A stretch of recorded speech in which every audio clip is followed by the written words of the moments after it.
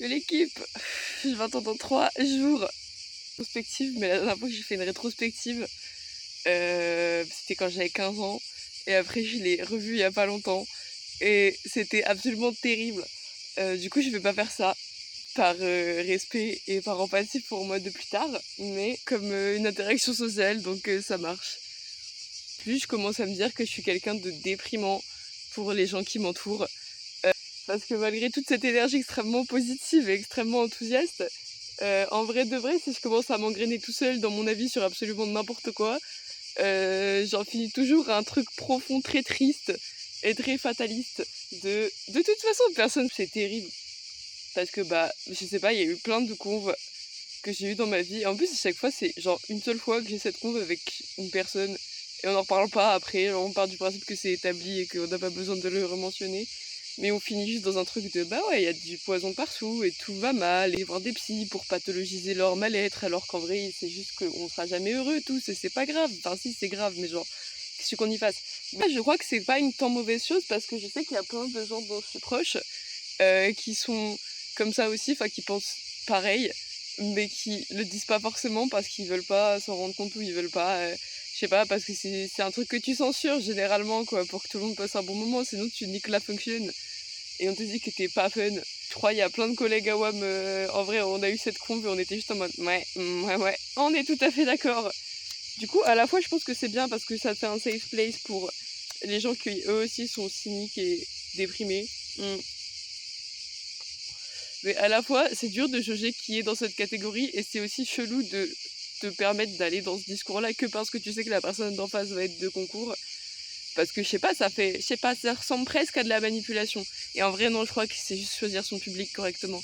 Mais du coup, des fois, c'est dur de juger si les gens sont aptes à entendre tout ça ou si tu vas genre shatter leur world et que tu vas les empêcher de passer une bonne fin de vie parce qu'à chaque fois, ils auront ta petite voix dans ta tête qui fait « Personne sera jamais heureux !» J'ai aucune envie d'être la voix de pessimisme naissant de quelqu'un, c'est déprimant. Mais je sais pas, je vais pas mentir non plus. Est-ce que c'est juste des gens avec qui je devrais pas être amie au point de leur donner mon avis? Je pense pas. Mais après, je sais pas. Je crois que j'en viens à juste genre écarter tous les sujets qui pourraient me mener à ça ou genre à édulcorer énormément tous les trucs que j'aimerais dire sur un truc. Mais du coup, ça revient un peu à infantiliser les gens, je trouve. Ou genre à les prendre de haut comme des gens pas aptes à entendre certaines choses. Et du coup, c'est chelou comme ah, t'as pas envie d'être la personne qui déprime tout le monde, quoi. Enfin, ok, le parsi pooper, oiseau de mauvaise augure, tu pull up at the function et tu fais pleurer les chaumières, c'est bon, quoi. Et dans tous les cas, bah, that's me, guys. Je suis comme ça, je suis désolée. Voilà, je suis très content dans la vie de tous les jours, mais par contre, fondamentalement, je trouve que tout est horrible. J'aime pas être là, j'aime pas tout le monde, j'aime rien, je suis nulle. En vrai, je suis nulle et déprimant. J'ai pas d'envie, j'ai pas d'ambition, je trouve que tout sert à rien. Du coup, on est là, quoi. C'est pas grave, en vrai. Je pense il y a un lâcher prise qu'on peut avoir que j'ai pas forcément encore, mais il faudrait, quoi. Mais bon, bah, c'est l'état des choses.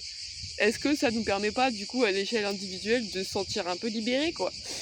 Je pense qu'il y a des cas de figure où c'est comme ça, mais je pense pas que ça soit ça que j'essaie de donner aux gens non plus. Bon, l'étrange Noël de Monsieur Scrooge, sauf que c'est l'anti-truc, et c'est genre l'histoire d'un mec qui aime bien sa vie, en mode on va prendre Emmett dans la grande aventure Lego, et tous les matins il se lève, et il est content, il fait son café, il met son pantalon, il regarde sa série et tout, trop bonne journée en fait, le système est merveilleux.